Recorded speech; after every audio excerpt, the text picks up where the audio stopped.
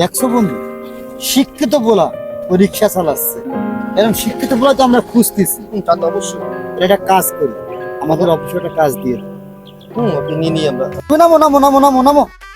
তাহলে কথা বলে দেখো। বন্ধু তোমার একটা কার্ড দাও তো।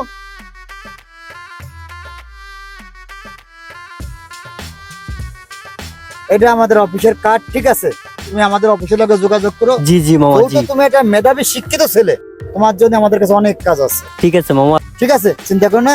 ঠিক আছে মামা। আসসালামু আলাইকুম। অবশ্যই যোগাযোগ করো। ঠিক আছে, আল্লাহ আইসো ভাইয়া। হাফেজ, আসসালামু আলাইকুম। আল্লাহ, তোমার কাছে লাখ লাখ শুকরিয়া আদায় করি।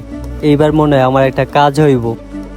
বুঝতে পারছো তো? এই দুই বসের জন্যই সরি তো এই দুই ভাইয়ের জন্যই আজকে আমার এই উন্নত দেখতেছস।